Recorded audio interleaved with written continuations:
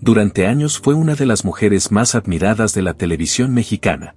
Su rostro parecía esculpido para la cámara, su voz imponía respeto y su presencia llenaba cada escena. Ana Colchero no solo interpretaba personajes, los habitaba. En los 90, su nombre era sinónimo de elegancia, rebeldía y talento. Alondra, Corazón Salvaje, Isabela, era imposible encender el televisor sin verla desafiando las reglas del amor y del poder. Y entonces, un día, desapareció. Sin escándalo, sin despedida, sin una sola explicación. El público quedó perplejo. Los medios inventaban teorías, que se había retirado por amor, por salud, por hartazgo. Pero nadie sabía la verdad. Durante más de 20 años, el silencio fue su única declaración. Hasta ahora. A los 57 años, Ana Colchero ha decidido hablar.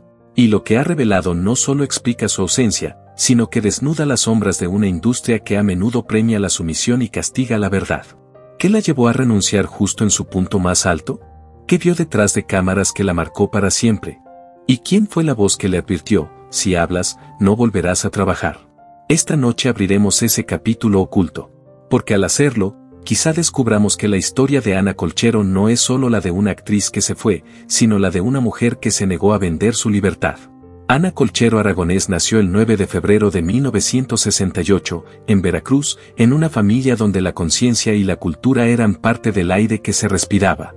Su padre, economista, y su madre, socióloga, le enseñaron desde niña que el pensamiento crítico era una forma de amor.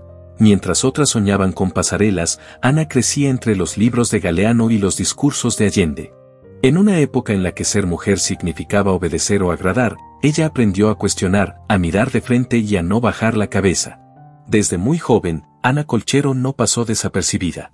Rubia, de rasgos firmes y presencia magnética, poseía una belleza que imponía respeto más que admiración. Su voz grave, su mirada segura y su manera de hablar con convicción la hacían distinta. Pero detrás de esa imagen poderosa había una mente brillante. Estudió economía en la Universidad Nacional Autónoma de México, la UNAM, un dato que muchos desconocen. Antes de las cámaras y los reflectores, hubo años de aulas, de debates encendidos y de libros subrayados hasta el cansancio. Ana no soñaba con la fama, soñaba con transformar realidades. Sin embargo, el destino la sorprendió en un casting abierto al que asistió casi por curiosidad. No tenía formación actoral, pero su presencia, esa mezcla de frialdad y fuego interior, cautivó a todos.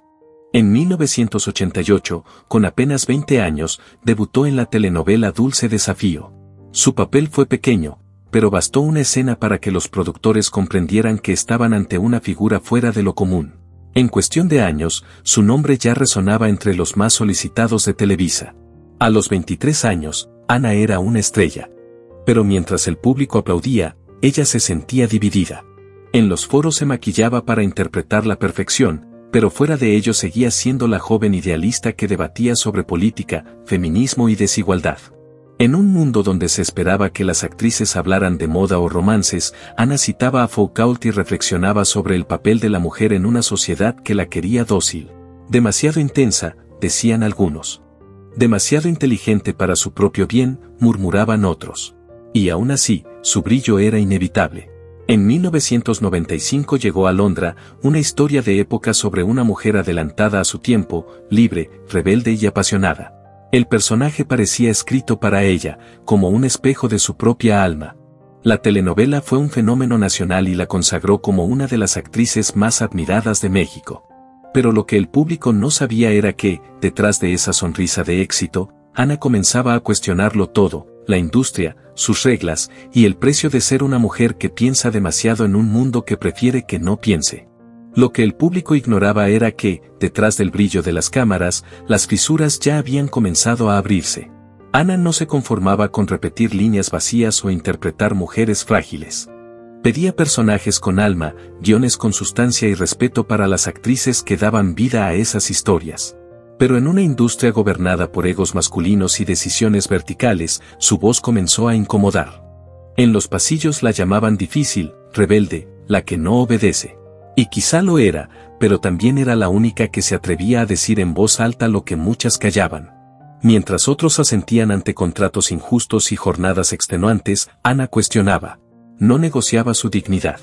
Esa rebeldía silenciosa, que primero la distinguió, empezó a marcar su distancia con el sistema que la había hecho famosa. Poco a poco, esa grieta se ensanchó hasta convertirse en abismo. Y años después, ese abismo se transformaría en un silencio cargado de sentido. Ana no solo interpretó a Alondra, se fundió con ella. O tal vez Alondra fue el reflejo más puro de la mujer que Ana siempre había sido. Portadas, premios, entrevistas, contratos millonarios, todo parecía perfecto. Pero detrás del éxito había una tormenta silenciosa. La presión de la cadena, la obligación de mantener una imagen impecable y las cláusulas restrictivas que la ataban como una prisionera del rating comenzaron a sofocarla. Ella quería más, profundidad, arte, propósito. Quería personajes que dijeran algo más que te amo o te odio. Pero cada vez que pedía libertad creativa, se encontraba con el muro de un sistema donde la obediencia valía más que el talento. Y fue entonces cuando Ana tomó una decisión que cambiaría su destino. Aceptó una oferta de TV Azteca.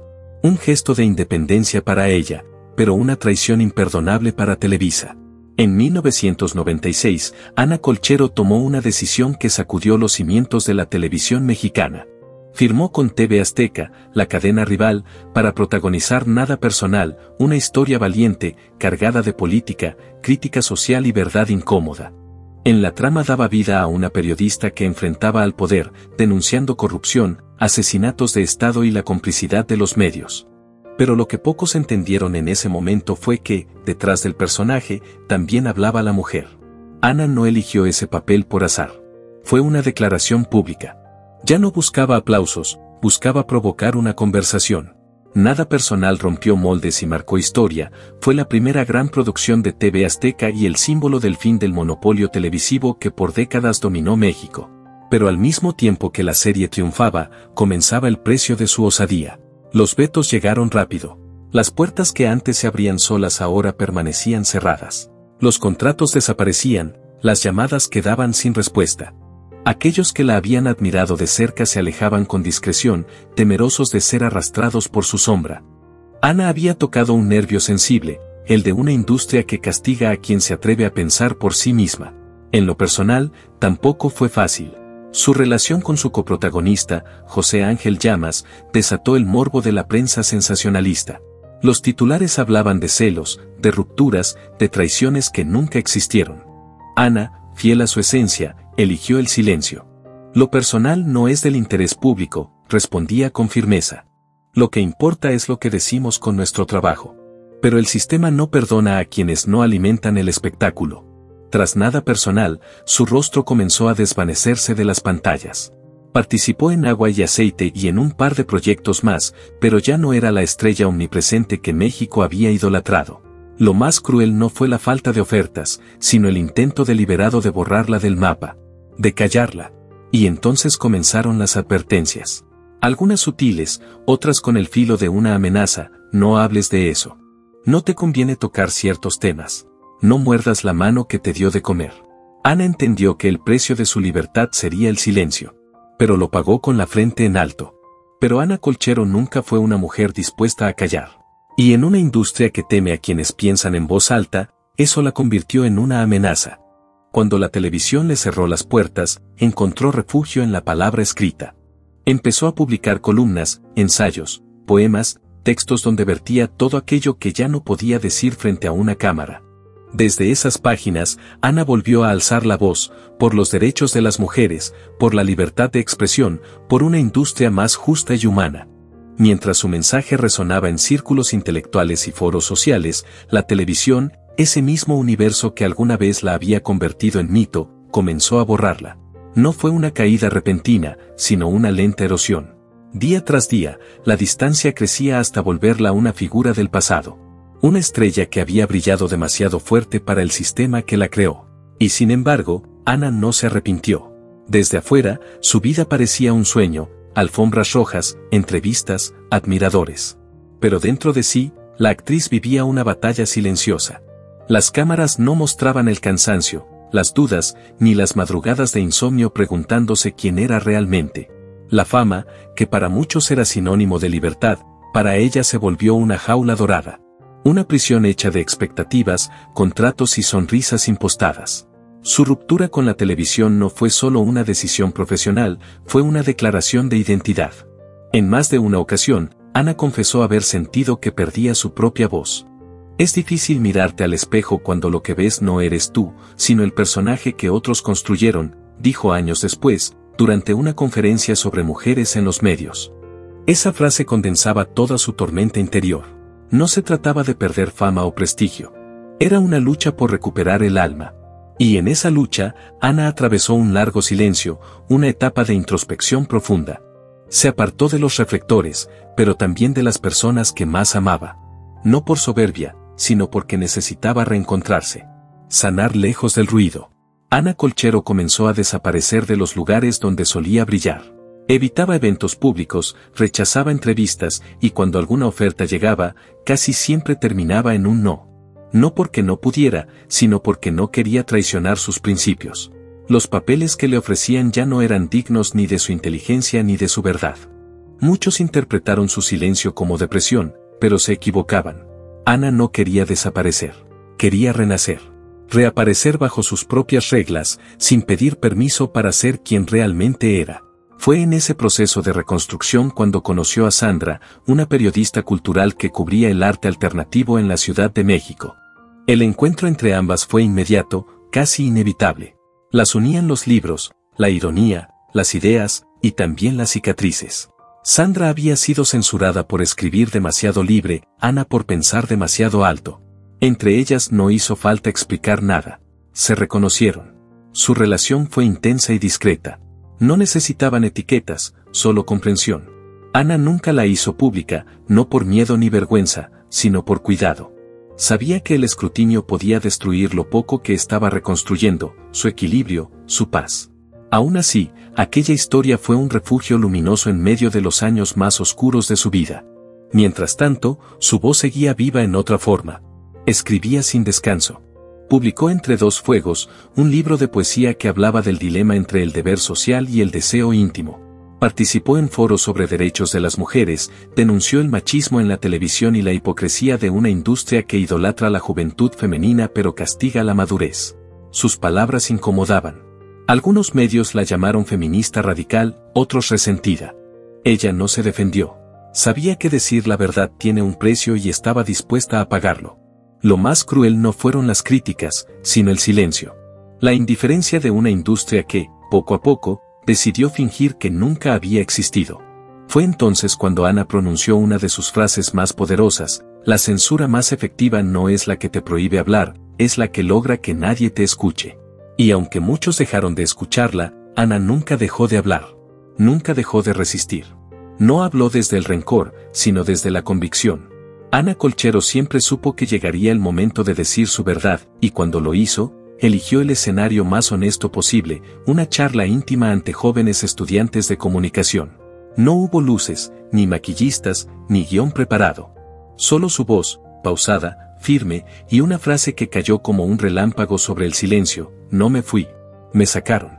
Porque hice las preguntas que nadie quería responder. Hoy, a los 57 años, Ana vive lejos de los estudios de televisión y de las cámaras que alguna vez la veneraron. Su vida transcurre en un pequeño pueblo de la costa española, donde el mar le ofrece cada día el sonido que la fama le negó, el de la calma. Su casa huele a libros, a tierra húmeda, a café recién hecho. Entre plantas, ensayos políticos y poemas sufí, ha encontrado algo más valioso que cualquier premio: paz. La mujer que una vez encarnó heroínas desafiantes y que se enfrentó a los titanes del espectáculo ahora cultiva tomates, escribe sobre justicia y reflexiona sobre la libertad. No tiene redes sociales, no busca reflectores, ni pretende volver. Pero eso no significa que haya dejado de luchar. Ana sigue alzando la voz, aunque ahora lo hace desde la serenidad de quien ya no necesita demostrar nada.